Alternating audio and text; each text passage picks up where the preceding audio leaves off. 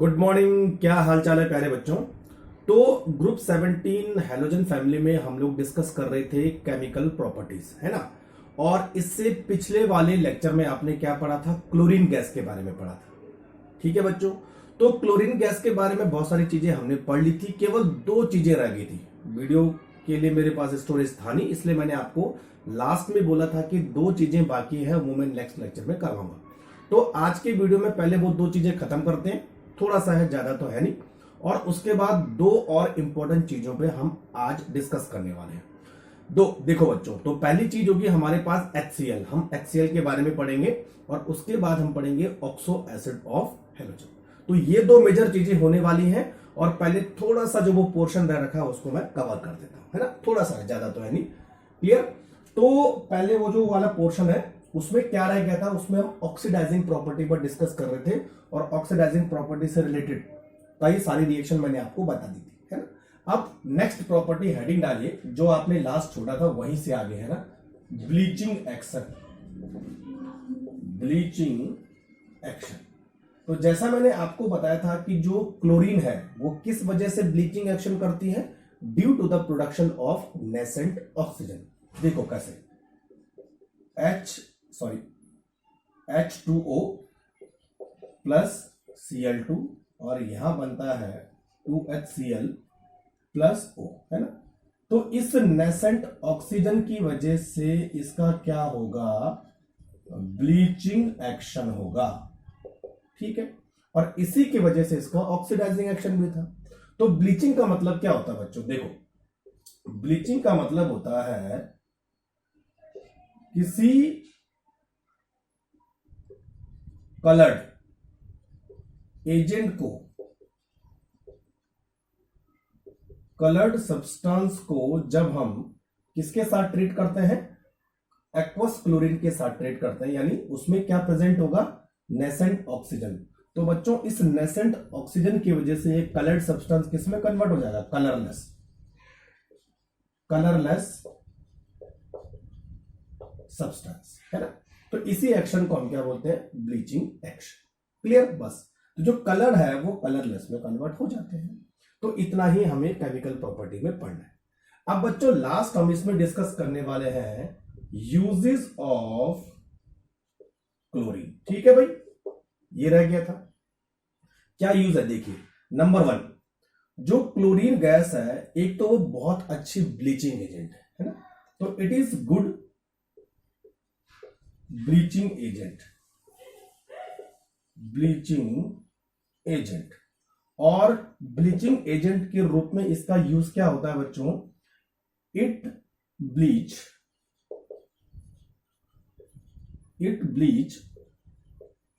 Wood pulp. भाई जो paper बनता है वो किससे बनता है, वुड पल्प से बनता है ना। तो वहां पर जितने भी कलर है उसको उड़ा दिया जाता है। तो एक तो वुड पल्प को ब्लीच करेगा, दूसरा कॉटन को ब्लीच करता है, और तीसरा फैब्रिक्स को ब्लीच करता है। तो इनसे कलर को निकाल देने की प्रोसेस को हम बोलते हैं ब्लीचिंग एजेंट। क्लियर। दूसरा, जो क्लोरीन गैस है वो कुछ मेटल के एक्सट्रैक्शन में भी काम आती है। For example, extraction of metals such as gold and platinum, है ना, जो नोबेल मेटल होते हैं। तीसरा, कुछ ऐसे केमिकल कंपाउंड है जो क्लोरीन की मदद से बनाए जाते हैं। ठीक है, तो in manufacture of dyes, drugs, ठीक है, CHCl3 क्लोरोफॉर्म क्लोरीन से बनाया जाता है। कार्बन टेट्राक्लोराइड क्लोरीन से बनाया जाता है। DDT यानी डाइक्लोरो डाइफिनाइल ट्राइक्लोरोएथेन, यानी एक इंसेक्टिसाइडल एजेंट है जो कि क्लोरीन से बनाया जाता है। ठीक है, तो इतने सारे एजेंट किससे बनाए जाते हैं, क्लोरीन से बनाए जाते हैं। एक और चीज, कुछ रेफ्रिजरेंट है, कुछ रेफ्रिजरेंट है जो कि क्लोरीन से बनाया जाता है। तो जहां जहां कुछ इंपॉर्टेंट कंपाउंड है उनको हम क्लोरीन से बनाते हैं ना। एंड लास्ट इसका यूज है ये वाटर को प्यूरिफाई करने में भी काम आता है। आपने इन्वायरमेंटल केमिस्ट्री में पढ़ा होगा, for sterilization of drinking water. Drinking water, sterilization का मतलब होता है बैक्टीरिया को किल करना किसी पर्टिकुलर सब्सटेंस में, तो ड्रिंकिंग वाटर में बैक्टीरिया को किल कर देता है। और बच्चों इसका यूज कुछ पॉइजनस गैस बनाने में भी होता है, ठीक है, for manufacture of poisonous gas. Poisonous gas कई बार एक आधा क्वेश्चन पूछ लेते हैं, जैसे नंबर 1 है हमारे पास COCl2, this is called phosgene. Phosgene, ठीक है। दूसरी पॉइजनस गैस है CCl3NO2, इसका नाम है बच्चों टीयर गैस, जिसको हम बोलते हैं आंसू गैस, है ना। और तीसरी हमारे पास है सल्फर CH2CH2Cl, और इसका होल ट्वाइस, यह है मस्टर्ड गैस। Mustard gas. तो कई बार इन तीनों के फॉर्मूले पूछ ले जाते हैं कि इस पर्टिकुलर गैस का फॉर्मूला क्या होता है, तो वो थोड़ा आपको याद रखना है ना। देखो बच्चों, ये जो तीनों गैस है ये पॉइजनस गैस होती है। मोस्टली ये वहां काम होती है जहां मिलिट्री ऑपरेशन होते हैं, जहां लड़ाई वॉर इस तरह की कंडीशन होती है, वहां यूज होती है, इमरजेंसी कंडीशन में यूज होती है। और इन तीनों का use as a chemical weapon होता है, क्लियर। तो ये हमारे पास क्लोरीन का किस्सा खत्म हो गया। तो ये दो चीजें रह गई थी जो मैंने आपको कंप्लीट करवा दी। अब हम पढ़ेंगे HCl के बारे में, है ना। तो फटाफट से नोट करो जरा, ठीक है बच्चों। चलो नोट हो गया होगा,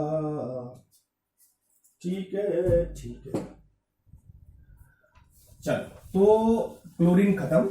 अब नेक्स्ट हेडिंग डालिए बच्चों HCl, यानी हाइड्रोजन क्लोराइड।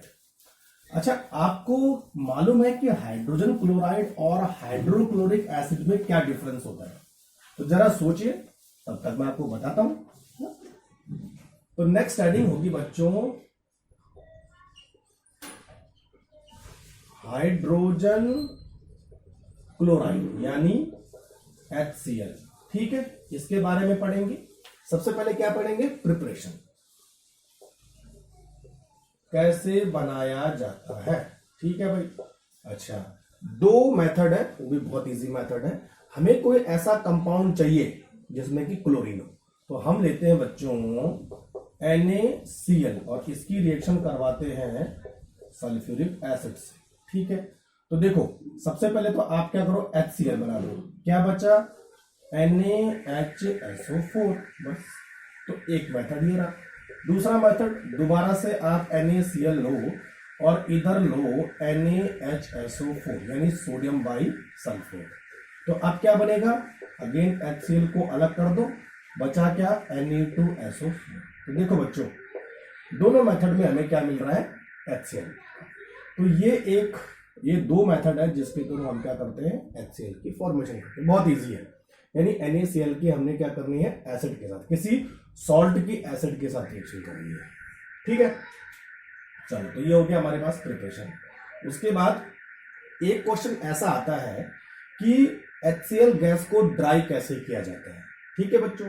तो जैसा मैंने आपको पहले बताया था कि H2SO4 एक बहुत अच्छा डिहाइड्रेटिंग एजेंट है, तो HCl गैस को ड्राई करने के लिए काम आता है। तो हम यहां पर लिखेंगे HCl gas is dried by concentrated H2SO4, इतना ध्यान रखना है ना। तो ये हो गया हमारे पास प्रिपरेशन। उसके बाद हम सेकंड पॉइंट पे डिस्कस करेंगे फिजिकल प्रॉपर्टी। फिजिकल प्रॉपर्टीज बहुत इजी है, कुछ ज्यादा करना नहीं है। HCl एक तरह की गैस होती है। कैसी गैस होती है? कलरलेस गैस होती है ना। तो पहला आएगा, इट इज कलरलेस गैस, है ना। और स्मेल बिल्कुल तीखी होती है, पंजेंट स्मेल, पंजेंट स्मेल, ठीक है। बस पहला पॉइंट ये रहा। अगर मैं वाटर सॉल्युबिलिटी की बात करूं तो बहुत अच्छी तरह से वाटर में सॉल्युबल हो जाती है ना। इट इज हाईली सॉल्युबल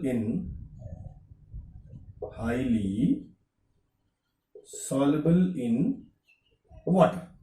अब देखिए बच्चों, जो सवाल मैंने आपको शुरू में पूछा था कि what is the difference between HCl gas and hydrochloric acid, तो जब आप HCl गैस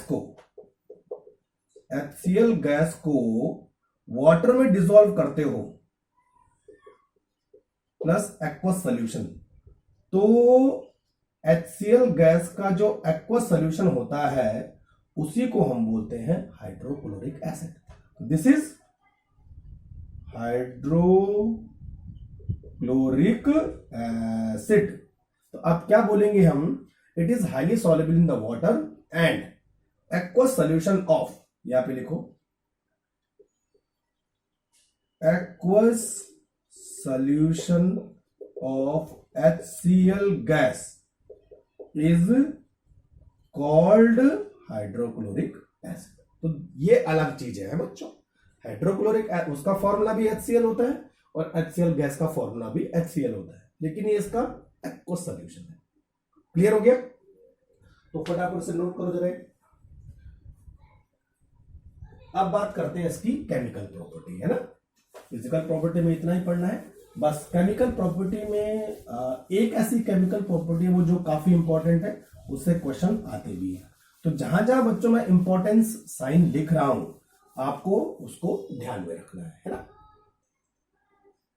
तो चलो नेक्स्ट हेडिंग मारिए केमिकल प्रॉपर्टीज।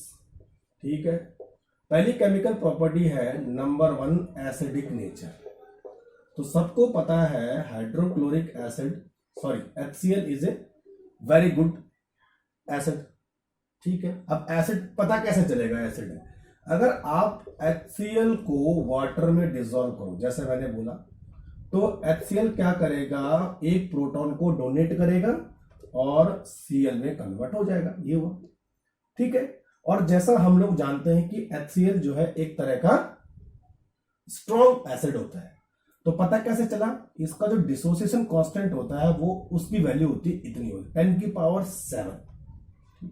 तो डिसोसिएशन कांस्टेंट जितना ज्यादा होगा इसका मतलब वो एसिड उतना ही ज्यादा स्ट्रॉन्ग है।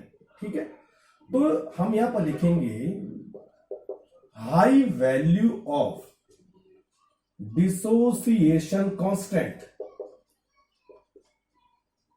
इंडिकेट, क्या इंडिकेट करती है, it is strong acid. Strong acid है ना, वीक एसिड और स्ट्रॉन्ग एसिड आपने पढ़े हो।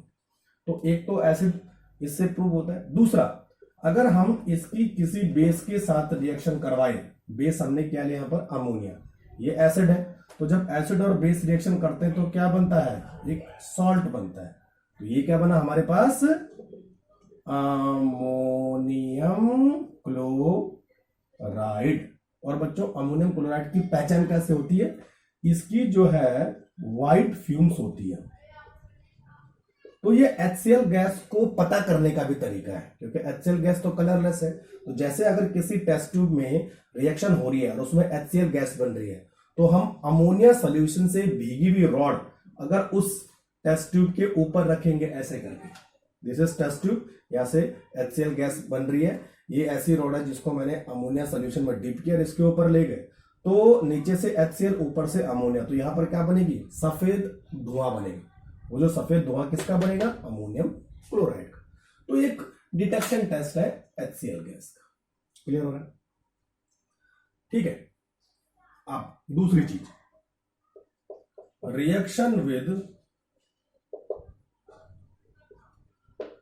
रिएक्शन विद नाइट्रिक एसिड, है ना, HNO3।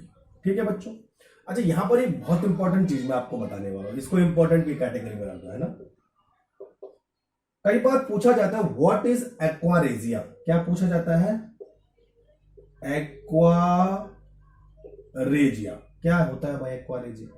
तो एक्वारेजिया दो एसिड को मिलके बनाया जाता है, और कितनी कितनी प्रोपोर्शन होनी चाहिए और कौन सा एसिड होना चाहिए वो इंपॉर्टेंट। देखो, तो यहां पर होता है बच्चों 1 part concentrated HNO3, 1 part concentrated HNO3, इसको मिटा देता हूं, थोड़ा सा मुझे ज्यादा बोर्ड चाहिए होगा। तो मैंने क्या बोला, रिएक्शन विद नाइट्रिक एसिड, ठीक है। तो नाइट्रिक है ना। तो बच्चों देखो, यहां पर मैंने बोला आपको कि एक चीज पूछी जाती है, what is aqua regia. Aqua regia is the combination of two acid. कौन कौन से एसिड है? एक होता है बच्चों नाइट्रिक एसिड, और दोनों किस फॉर्म में होते हैं? कॉन्सेंट्रेटेड फॉर्म में होता है ना। तो 1 part HNO3 plus 3 part concentrated HCl, इन दोनों को मिलके जो कंपोजिशन बनता है उसको हम बोलते हैं एक्वा रेजिया। बहुत सिंपल है। तो कई बार पूछा जाता है कि कॉन्सेंट्रेटेड एसिड है कि डाइल्यूट है। ध्यान रखना है कॉन्सेंट्रेटेड है। जो HCl है वो 3 पार्ट यूज होता है ना।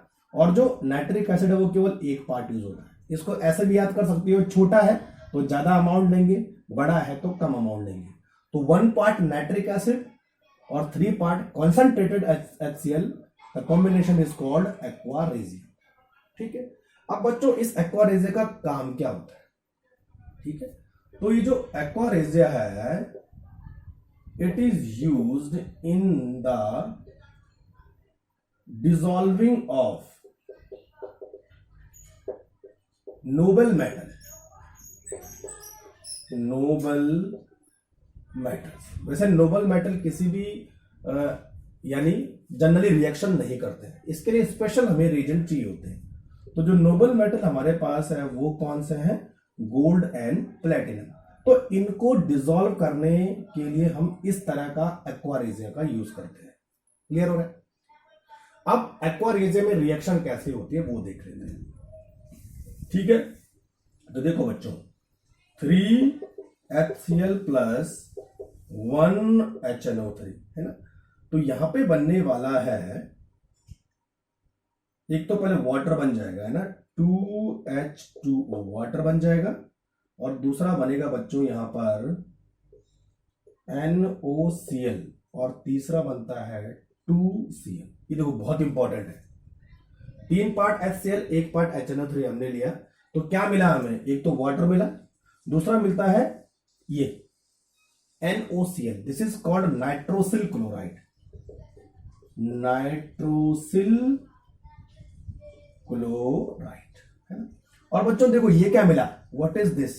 This is nascent chloride, nascent chloride. जैसे हम नेसेंट हाइड्रोजन या नेसेंट ऑक्सीजन की बात करते हैं, इसी तरह नेसेंट क्लोराइड हमें मिलता है, और इसी नेसेंट क्लोराइड की वजह से ये जो नोबल मेटल है वो सॉल्युबल होते हैं। क्लियर हो रहा है?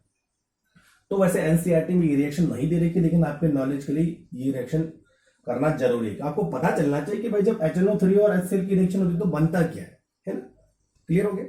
अब बात करते हैं कि जब हम इन दोनों मेटल की HCl और HNO3 से रिएक्शन करवाते तो कौन से कंपाउंड बनेंगे, इस पर क्वेश्चन आता है कई बार। देखिए, तो सबसे पहले मैं लेता हूं gold, Au plus 4H plus, इसको ऐसे लिखते हैं देखो है ना, 4Cl minus plus NO3 minus.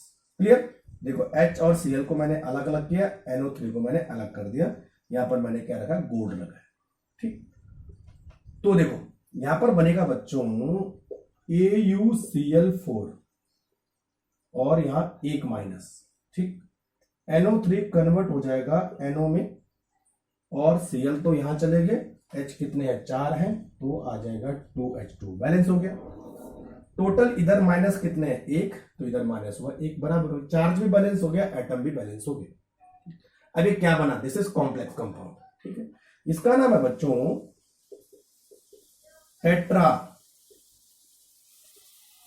Tetra क्या है? क्लोरीन है, tetra chloro ऑरेट, AuRate, ऑरेट ion, tetra chloro ऑरेट ion.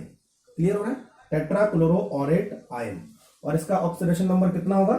4 minus है, बाहर चले जाएंगे तो 4 प्लस हो जाएंगे, 4 प्लस में से 1 माइनस गया तो कितना ऑक्सीडेशन नंबर आ रहा है? 3। तो रोमन डिजिट में आपको 3 क्लियर। ये कई बार पूछा जाता है। अब इसमें क्वेश्चन कैसे आता है, देखो कैसे ले बता देगा आपको। AuCl3 दे देगा एक ऑप्शन में, AuCl दे देगा दूसरे ऑप्शन में, AuCl5 दे देगा। तो आपको करेक्ट ढूंढना है कि बनता क्या है, तो ये बनता है।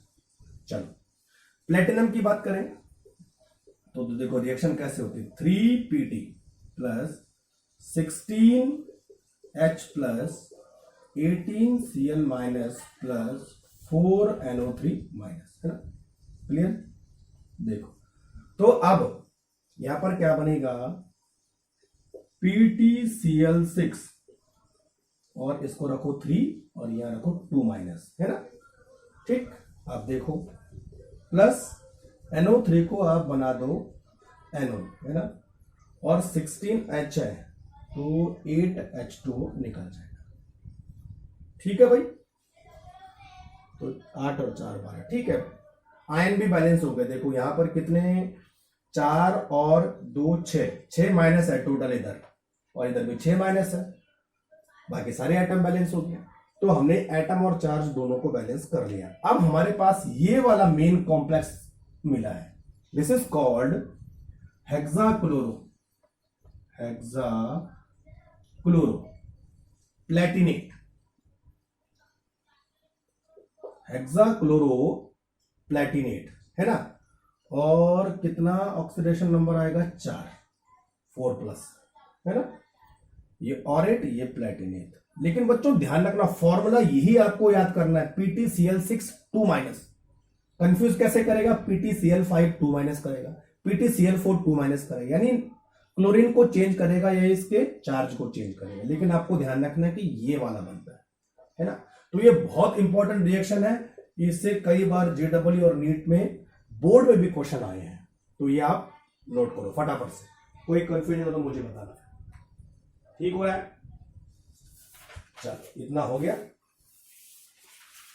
अब हम बात करेंगे 2 और चीजों की बात करते हैं, उसके बाद ये खत्म चीज हो गई है ना। अच्छा जी, नोट कर लिया सबने। अब बच्चों तीसरी केमिकल प्रॉपर्टी हमारे पास है रिएक्शन विद सॉल्ट। और कैसे सॉल्ट, जो वीक एसिड से मिलकर बनते हैं, है ना। तो देखो जब HCl किसी सॉल्ट के साथ रिएक्शन करेगा तो वो सॉल्ट को डिकम्पोज कर देगा। क्या कर देगा, डिकम्पोज कर देगा, है ना। तो देखो तीसरी रिएक्शन हमारे पास है रिएक्शन विद सॉल्ट्स। तो यहां पे कौन सी रिएक्शन होगी, डिकम्पोजिशन रिएक्शन होगी, डिकम्पोजिशन, है ना। अब देखो बच्चों, सपोज मैंने एक सॉल्ट लिया Na2CO3, this is sodium carbonate, और रिएक्शन करवाए HCl। तो सोडियम कार्बोनेट डिकम्पोज हो जाएगा किस किस में, ये बनेगा sodium chloride plus H2O plus CO2, बस हो गया डिकम्पोज। चलो अब Na ऐसा वाला सॉल्ट लो, NaHCO3 प्लस HCl, ये भी सेम बनाएगा, NaCl बना देगा, H2O बना देगा और CO2 बना देगा, है ना। तो चाहे आप बाइकार्बोनेट लो या कार्बोनेट लो या सल्फेट लो या सल्फाइड लो, है ना, वो क्या करेगा बच्चों, किसमें कन्वर्ट हो जाएगा, अपने डिकम्पोज प्रोडक्ट में कन्वर्ट हो जाएगा ना। सपोज Na2SO3 HCl, तो यहां पर भी वही कहानी हो जाएगी, है ना। तो क्या बनेगा, SO2, ठीक है, 2NaCl plus SO2 plus H2। तो बच्चों हम जो सॉल्ट लेंगे वो क्या होने चाहिए, सल्फाइड, बाइकार्बोनेट, कार्बोनेट, ये डिकम्पोज हो जाएंगे in the presence of HCl। Clear हो रहा है, बहुत इजी रिएक्शन है, कुछ ज्यादा सोचने की जरूरत नहीं है। तो ये 3 केमिकल प्रॉपर्टी HCl के बारे में आपको पढ़नी है। और लास्ट करते हैं यूजेस। तो 3 इसके यूजेस है, बस वही पढ़ने। नंबर 1 देखो, जो HCl है वो कुछ केमिकल को बनाने के काम आता है, ठीक है। तो वो लिखेंगे in the manufacture of chemicals. कौन कौन से केमिकल बनाने के काम आते हैं? देखो, एक तो अमोनियम क्लोराइड बनाने के काम आता है, दूसरा क्लोरीन गैस बनाने के काम आता है फ्रॉम डीकन प्रोसेस, है ना, और तीसरा ग्लूकोज बनाने के काम आता है फ्रॉम स्टार्च। स्टार्च से ग्लूकोज HCl की मदद से बनता है, ठीक है, हाइड्रोलाइसिस होता है ना जो। दूसरा देखो बच्चों, ये ग्लू बनाने के काम आता है, तो हम लिखेंगे नेक्स्ट एक्सट्रैक्शन ऑफ ग्लू। और कहां से मिलेगा? फ्रॉम बोन, बोन से मिलता है। तो बोन से ग्लू को एक्सट्रैक्ट करने में HCl का काफी बड़ा हाथ होता है, ठीक है।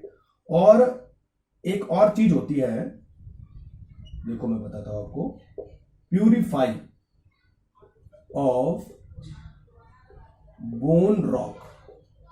बोन रॉक, अच्छा, व्हाट इज बोन रॉक?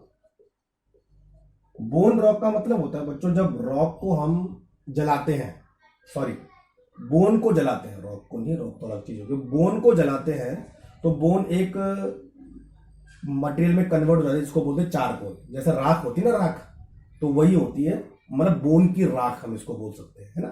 तो बोन की राख में बहुत सारे मिनरल्स होते हैं, उनको हम एक्सट्रैक्ट करते हैं बोन की राख से, जैसे कैल्शियम हो गया, है ना, और इसमें कार्बन भी होता है।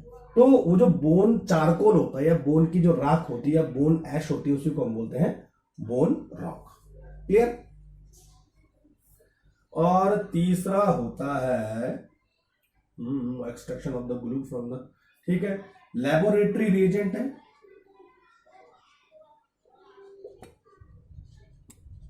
ठीक है। बस मुझे लगता है काफी हो गया शायद, है ना। और प्रिपरेशन ऑफ एक्वारेजिया, ये भी लिख लेते हैं भाई, एडअप कर लेते हैं।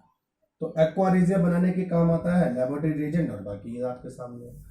तो अब हमारा HCl हो गया खत्म, बस HCl में इतना ही पढ़ना है। नेक्स्ट हम किस पे डिस्कस करने वाले हैं? Oxo acid of halogen. तो फटाफट से नोट करो, फिर दूसरी चीज पर चलते हैं। मैं थोड़ा पहले पानी पी लूं।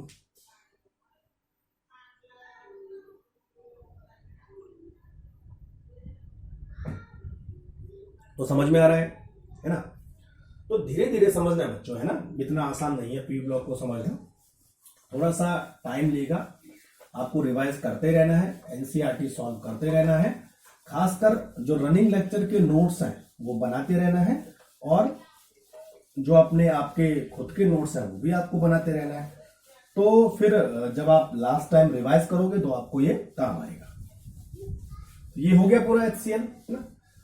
अच्छा, इस हेलोजन फैमिली में आज का लेक्चर और एक और लेक्चर होगा, बस हेलोजन फैमिली, उसके बाद खत्म, है ना। उसमें मैं इंटर हेलोजन कंपाउंड पढ़ाऊंगा। तो चलो, अब हमारे पास क्या था next? Oxo acid, oxo acid of halogen, ठीक है बच्चों। ऑक्सो एसिड के बारे में आप जानते हो, ऑक्सीजन होना चाहिए, हाइड्रोजन होना चाहिए, है ना, और हाइड्रोजन किससे अटैच होना चाहिए? ऑक्सीजन से अटैच तो होना ही होना चाहिए। अब एक टेबल के माध्यम से मैं आपको बताने वाला हूं कि कौन कौन से ऑक्सो एसिड होते हैं, कौन सा हेलोजन कौन से ऑक्सो एसिड बनाएगा, उसका नाम क्या है और उसका ऑक्सीडेशन नंबर क्या है। सिंपल, तो एक टेबल बनाएंगे पहले हम, ठीक है। तो इधर लिखेंगे हम कॉमन नेम। तो इधर बच्चों लिखो कॉमन नेम, यहां पर कॉमन नेम लिखेंगे।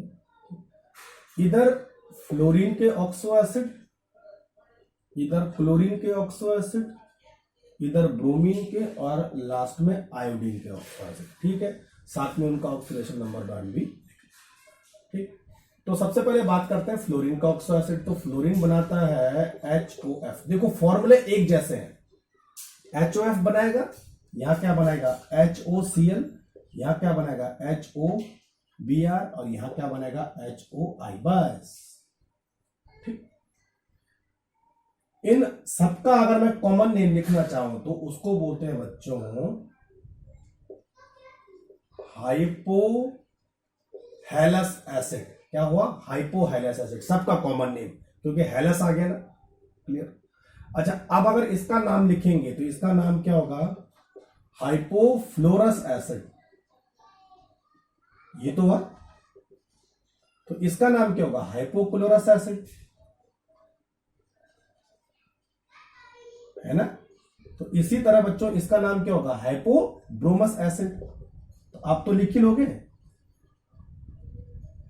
कि मैं ही लिखूं हाइपो आयोडस एसिड। क्लियर। तो इस नाम से सबका नाम चलेगा, हाइपोहैलस। तो हैलस की जगह में आप पर्टिकुलर हैलोजन का नाम लिखो, हाइपोफ्लोरस, हाइपोक्लोरस, हाइपोब्रोमस, हाइपो आयोडस। क्लियर। यहां पर अगर मैं फ्लोरीन का ऑक्सीडेशन नंबर देखूं तो -1। क्लियर, ध्यान रखना। लेकिन यहां पर क्लोरीन का +1, इन सबका +1 है, ये देखो। क्लियर। अब देखो बच्चों, जो फ्लोरीन है वो केवल एक ही ऑक्सो एसिड बनाता है, जबकि बाकी हैलोजन और ऑक्सो एसिड बना सकते हैं। ऐसा क्वेश्चन पूछा जाता है। व्हाई? क्योंकि फ्लोरीन एक ही ऑक्सो एसिड इसलिए बनाता है क्योंकि फ्लोरीन का ऑक्सीडेशन नंबर अब चेंज नहीं हो सकता है। अगर इसको और ऑक्सो एसिड बनाने हैं तो इसका ऑक्सीडेशन नंबर हमें चेंज करना पड़ेगा, जो इम्पॉसिबल है। तो इसीलिए फ्लोरीन केवल एक ही ऑक्सो एसिड बनाता है, और वो कौन सा बनाता है, हाइपोफ्लोरस एसिड। क्लियर हो गया। चलो दूसरे ऑक्सो एसिड की बात करते हैं। यहां पर उसका कॉमन नेम होगा बच्चों हैलस एसिड। क्या होगा, हैलस एसिड। तो देखो फ्लोरीन तो नहीं बनाएगा, क्लोरीन बनाएगा। क्या करना आपको, केवल ऑक्सीजन ऐड करना। देखो इतना तो पहले से था, आपने क्या ऐड किया, ऑक्सीजन ऐड किया। ठीक है, तो क्या हुआ, HOClO। आयोडीन और ब्रोमीन इस टाइप के ऑक्सो एसिड नहीं बनाते। क्लियर। यहां पर अगर क्लोरीन की ऑक्सीडेशन स्टेट की बात करूं मैं, तो वो कितना होना चाहिए, +3। ठीक। अच्छा देखो बच्चों, इसको हम एक और तरीके से ले सकते हैं, HClO2, ऐसा भी लिख सकते हैं। बात एक ही है, जो आपको पसंद हो, HOClO या HClO2। अब इसका नाम है हैलस एसिड, तो इसका नाम क्या होगा, क्लोरस एसिड।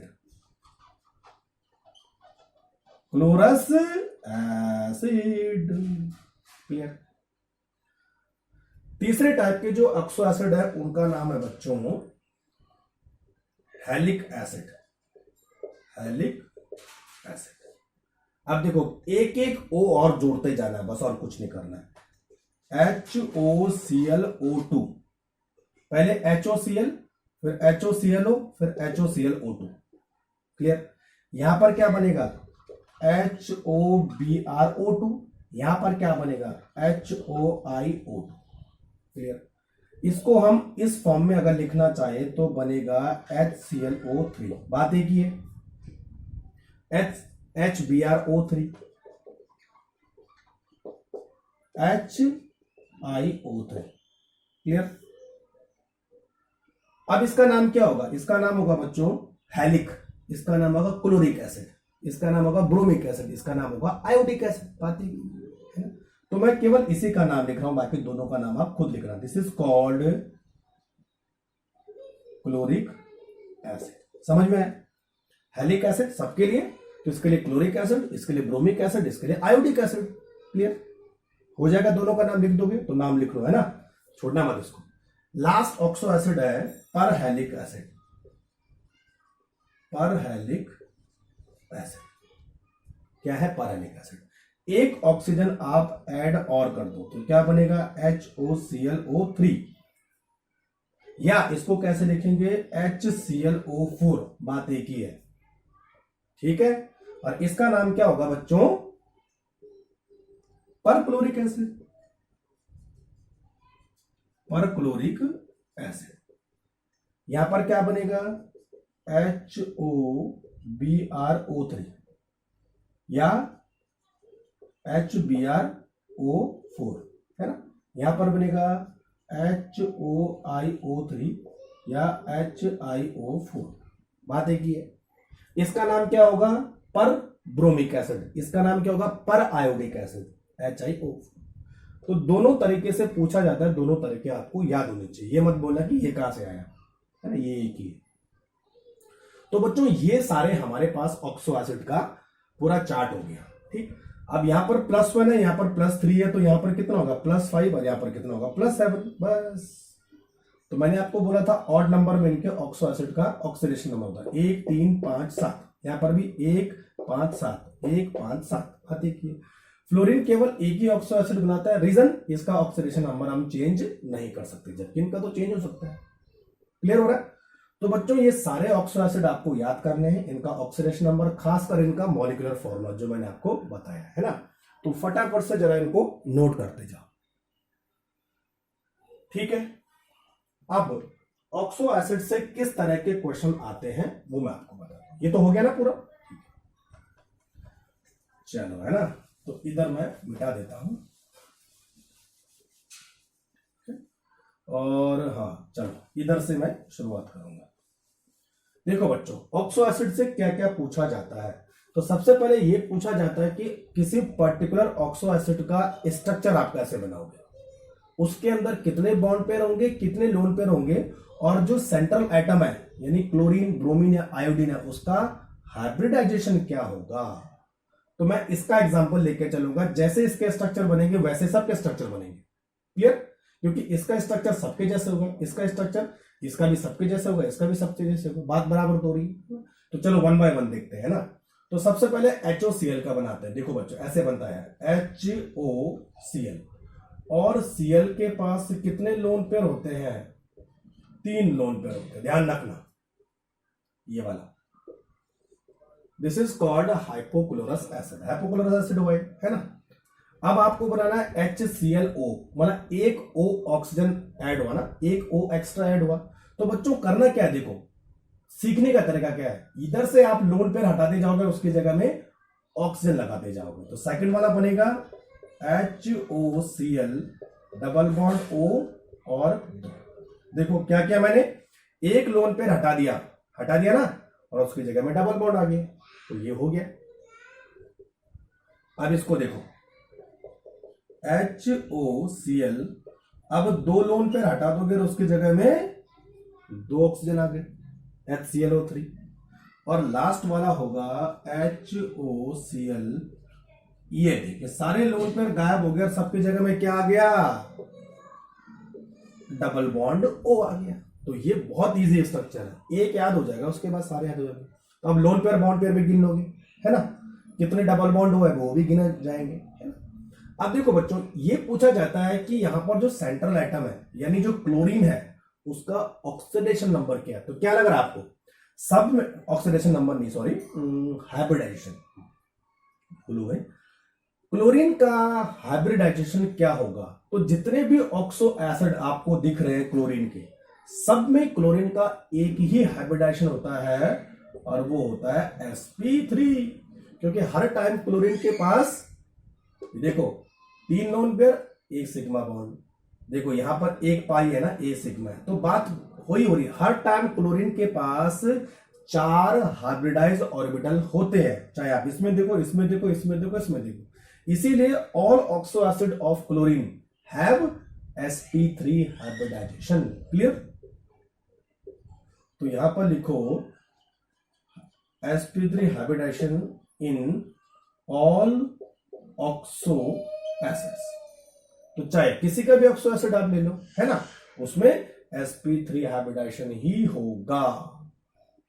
तो मैंने स्ट्रक्चर आपको बता दिया, हाइब्रिडाइजेशन आपको बता दिया। क्लियर हो गया? नोट करो जरा फटाफट से। अब इसमें एसिडिक स्ट्रेंथ के बारे में क्वेश्चन आता है। इतना हो गया ना, बेटा दो, ठीक है। चलो अब बात करते हैं बच्चों कि किसी पर्टिकुलर या 2 से ज्यादा ऑक्सो एसिड की एसिडिटी को कैसे हम कंपेयर करें। एक आधा बार शायद नीट में भी ऐसा क्वेश्चन आया था, मुझे लगता है, हाँ, मतलब इस तरह के क्वेश्चन कई बार पूछे जाते हैं कि ऑक्सो एसिड की एसिडिटी, और शायद मुझे लगता है आपको कंसेप्ट मालूम होगा। ठीक है, तो नेक्स्ट हेडिंग डालिए बच्चों, एसिडिटी ऑफ ऑक्सो एसिड्स। ठीक है, जैसा मैंने आपको बोला था कि जब हम एक ही एटम का ऑक्सो एसिड बनाते हैं, जैसे क्लोरीन ले लिया मैंने, तो क्लोरीन के मैंने कई ऑक्सो एसिड लिख दिए, है ना। फॉर एग्जांपल देखो HClO4 ये भी है, HClO3, HClO2 और HClO, है ना। हाइपोहेलस, हेलस, हेलिक और हेलिक, 4 ऑक्सो एसिड मैंने क्लोरीन के आपके सामने लिख दिए। अब अगर मैं ये बोलूं कि इनका एसिडिक ऑर्डर क्या होगा, तो कैसे पता करोगे, क्या देखोगे? तो देखिए बच्चों, जब किसी एक ही हैलोजन के आपको अलग अलग ऑक्सो एसिड मिलते हैं तो हमेशा क्या देखते हैं? Oxidation state. क्या देखते हैं? Oxidation state. तो जितनी ज्यादा ऑक्सीडेशन स्टेट बनेगी, यानी जितना ज्यादा ऑक्सीडेशन नंबर होगा वो उतना ही ज्यादा एसिडिक होगा। तो क्या लिखेंगे? मोर ऑक्सीडेशन स्टेट, ऑक्सीडेशन नंबर लिखेंगे ज्यादा, है ना, मोर एसिडिटी। तो सीधी सी बात है, इसका ऑक्सीडेशन नंबर क्या है? +7, इसका +5, इसका +3, इसका +1। तो क्या लगता है कौन ज्यादा एसिड होने वाला है? ये वाला, ये एसिडिक ऑर्डर हो।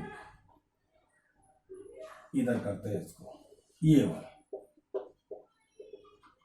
Acidic strength. क्लियर हो गया?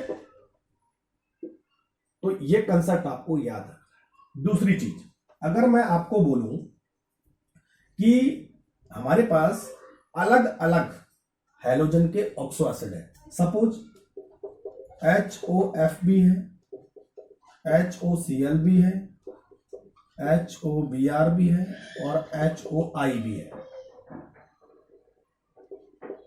क्लियर? तो अब इनमें से हम एसिडिटी का ऑर्डर कैसे पता करें? क्योंकि इनमें से ऑक्सीडेशन नंबर तो सबका एक जैसे है। HOF में अलग कर देता हूं ना, क्योंकि यहां पर माइनस है, इसको हटा देते। अब बताओ, सबका ऑक्सीडेशन नंबर +1 है, तो अब कैसे पता करोगे? अब क्या देखेंगे बच्चों, जब ऐसे हैलोजन के ऑक्सो एसिड जिनमें ऑक्सीडेशन नंबर एक जैसा होता है, तब क्या चेक करते हैं? Electronegativity. More electronegative element, more will be acidic. तो इलेक्ट्रोनेगेटिविटी का ऑर्डर क्या है? Cl ज्यादा, Br कम, I सबसे कम, तो इनका ये एसिडिक ऑर्डर हो जाएगा। बस, तो दो ही चीजें ध्यान रखते हैं, अलग अलग ऑक्सो एसिड एक ही हैलोजन के तो ऑक्सीडेशन नंबर, और अलग अलग हैलोजन के ऑक्सो एसिड तो इलेक्ट्रोनेगेटिविटी। बात करें, क्लियर हो रहा है? आई थिंक समझ में आ गया होगा, है ना? तो ये चीजें आपको ध्यान में रखनी है, फटाफट से नोट करो जरा सा। अब बात करते हैं बच्चों यहां पर स्टेबिलिटी और ऑक्सीडाइजिंग पावर। बस इतना हो गया। चलो अब बात करते हैं स्टेबिलिटी ऑफ आयन। अच्छा, कौन सा आयन? ये वाले आयन, इनको हमने अब आयन बनाना है। तो कैसा बनाएंगे? देखो, अगर मान लीजिए मेरे पास है HClO4, तो मुझे इसको आयन में कन्वर्ट करना है, तो H को निकालना पड़ेगा, तो ये बन जाएगा बच्चों ClO4-। क्लियर? इसी तरह ये ClO4-, ये ClO3-, ये ClO2-, ये ClO-, यानी H को निकाल दो तो ये क्या बन जाएंगे? आयन बन जाएंगे। अब अगर मैं आपको बोलूं कि हमारे पास ये 4 आयन है, तो इनकी एसिडिटी का ऑर्डर क्या होगा? एसिडिटी नहीं, सॉरी, स्टेबिलिटी का ऑर्डर क्या होगा? तो जरा बताओ भाई, what is the order of stability? Check करो, चेक करो। तो मैंने क्या किया? देखो, H हटा दिया मैंने। अब क्या हटा दिया मैंने? H हटा दिया, और क्या लगा दिया? माइनस लगा दिया। माइनस लगा दिया मैंने, है ना? तो माइनस कैसे लगाऊंगा मैं? देखो, ClO4-, ClO3-, ClO2-, ClO-। Clear? जरा बताओ भाई कैसे करोगे? अब देखो बच्चों, आप एक स्ट्रक्चर बनाओ। देखो, इसका स्ट्रक्चर मैं बनाता हूं। इसका स्ट्रक्चर बनेगा Cl, एक ऐसा बनेगा, और लोन पेयर तो है नहीं, उसके पास क्या था? हाँ, ऑक्सीजन था ना एक, और यहाँ पर -4 था। क्लियर? ये इसका स्ट्रक्चर। इसका structure Cl double bond O, एक लोन पेयर और एक माइनस, है ना? H तो हटाया हमने। इसका Cl डबल बॉन्ड O और एक ऑक्सीजन माइनस और 2 लोन पेयर, है ना? और इसका एक ऑक्सीजन माइनस और 3 लोन पेयर, ऐसा स्ट्रक्चर बनेगा। अब बच्चों देखिए, कहानी देखिए कैसे होती है। यहां पर जो किसी आयन की स्टेबिलिटी है वो ये डिपेंड करते हैं कि इसके चार्ज का डीलोकेलाइजेशन कितना हो रहा है। यानी ये चार्ज इधर उधर जा रहा है कि यहीं पर है, ये तो बात। देखो बच्चों, यहां पर डबल बॉन्ड होने की वजह से क्या होगा, ये जो चार्ज है ये यहां शिफ्ट होगा, यानी डबल बॉन्ड या चार्ज है ना। तो बोलने का मतलब है कि ये देखिए ये कहानी है। तो जितने ज्यादा डबल बॉन्ड होंगे उतना ज्यादा ये चार्ज डिस्ट्रीब्यूट होगा या डीलोकेलाइज होगा। क्लियर। और यहां पर कौन सा बॉन्ड बन रहा है आपको देखो, Cl और O के बीच में D pi and P pi bonding बन रही है। कौन सी बॉन्डिंग बन रही है, डी पाई एंड पी पाई। तो डी पाई और पी पाई की वजह से चार्ज का डीलोकेलाइजेशन होगा। किस चार्ज का, इस चार्ज का। यानी एक बार ये डबल बॉन्ड यहां शिफ्ट होगा, ये इधर आ सकता है, फिर एक बार यहां, फिर एक बार यहां। तो ये चार्ज जो है बारी बारी से सारे ऑक्सीजन पर डीलोकेलाइज्ड होगा। तो जितने ज्यादा उसे डीलोकेलाइज्ड होने के लिए जगह मिलेगी उतना उसकी स्टेबिलिटी बढ़ेगी, उस चार्ज की वैल्यू कम होगी। ये तो बात। यहां पर 3 है तो ज्यादा जगह डिलोकेलाइज्ड, यहां पर 2 है तो कम जगह डिलोकेलाइज्ड, यहां पर 1 है तो सबसे कम जगह डिलोकेलाइज्ड, यहां पर कुछ भी नहीं तो डिलोकेलाइजेशन पॉसिबल ही नहीं। ठीक है। तो जितना ज्यादा डिलोकेलाइज उतनी ज्यादा स्टेबिलिटी। ये तो हुआ। इसीलिए बच्चों जो ClO4 माइनस है वो सबसे ज्यादा स्टेबल होगा बजाय औरों के। तो ये इनका स्टेबिलिटी ऑर्डर है। समझ में आया। ठीक। और एक चीज हमेशा ध्यान रखना, जो बॉन्डिंग बनेगी वो कौन सी बनेगी, डी पाई पी पाई बॉन्डिंग। किसके बीच, ये देखो ऑक्सीजन और क्लोरीन के बीच डी पाई पी पाई बॉन्डिंग बनेगी। ठीक है, समझ में आ रही बात। तो इस तरह से हम इन आयन के स्टेबिलिटी ऑर्डर चेक करें। अब इस पर एक और क्वेश्चन आता है कि इनका क्या ऑक्सीडाइजिंग पावर क्या सी है। ऑक्सीडाइजिंग पावर, तो बच्चों जो ऑक्सीडाइजिंग पावर है वो स्टेबिलिटी के जस्ट अपोजिट हो जाएगी। यानी ClO, या मैं ऐसे बोलूं आयन की ऑक्सीडाइजिंग पावर नहीं, हम एसिड की ऑक्सीडाइजिंग पावर की बात करते हैं। देखो HOCl, HOClO, HOClO2 और HOClO3, ये बच्चों इनकी ऑक्सीडाइजिंग पावर का ऑर्डर होगा just opposite. Oxidizing power is just opposite of acidity. ठीक है, इसकी एसिडिटी ज्यादा है तो इसकी ऑक्सीडाइजिंग पावर कम है, इसकी एसिडिटी कम है तो इसकी ऑक्सीडाइजिंग पावर ज्यादा है। इसका रीजन क्या है देखो, इसका रीजन हम यहीं से फाइंड आउट करेंगे। कहानी क्या है, मैंने क्या बोला अभी कि अगर आयन की स्टेबिलिटी बढ़ेगी तो उसका मतलब उसकी थर्मल स्टेबिलिटी बढ़ रही है। तो जो हैलोजन और ऑक्सीजन बॉन्ड है वो इजीली ब्रेक नहीं होगा। समझ में आ रही बात। तो जो ऑक्सीडाइजिंग पावर है वो किस पे डिपेंड करती है, XO के क्लीवेज पे, कि XO बॉन्ड कितना मजबूत है। तो बच्चों आयन की अगर स्टेबिलिटी बढ़ेगी तो XO बॉन्ड क्या होगा, ज्यादा मजबूत होगा। क्लियर। ठीक। देखो ये बॉन्ड आसानी से ब्रेक नहीं होगा क्योंकि ये रेजोनेंस में आ रहा है। तो इसकी स्टेबिलिटी ज्यादा तो इसकी ऑक्सीडाइजिंग पावर सबसे कम, इसकी स्टेबिलिटी सबसे कम तो इसकी ऑक्सीडाइजिंग पावर सबसे ज्यादा। क्लियर हो रहा है। तो आई थिंक आपको समझ में आ गया होगा कि एसिडिटी, स्टेबिलिटी, ऑक्सीडाइजिंग पावर, किस तरह से हम ऑक्सो एसिड की कैलकुलेट करते हैं और इसी से क्वेश्चन पूछे जाते हैं। और खासकर बच्चों स्ट्रक्चर भी आपको ध्यान में रखना है। क्लियर हो रहा है। तो चलो थकान भी लग गई मुझे लगता है आज तो, है ना। आज यहीं पर फिनिश करते हैं। एक और लेक्चर इसमें और होगा इंटर हैलोजन कंपाउंड पर, उसके बाद ये ग्रुप खत्म। और शायद मुझे लगता है जो 18 ग्रुप होगा उसमें तीन लेक्चर होंगे, ज्यादा छोटा सा ही है ना। उसके बाद खत्म करते हैं इसको। फिर आपके लिए कुछ मैं नया कुछ लाने वाला हूं, बहुत जल्दी मैं रिवील करूंगा। ठीक है। तो चलो आप नोट्स बनाते जाओ, रनिंग नोट्स रिवाइज करते जाओ, एनसीईआरटी सॉल्व करते जाओ। जहां पर कोई दिक्कत होती है आप मुझे कमेंट करके, पर्सनल मैसेज करके पूछो। ठीक है बच्चों, तब तक थैंक यू वेरी मच, नमस्कार, टाटा, बाय बाय, नमस्ते। ठीक है, शेयर।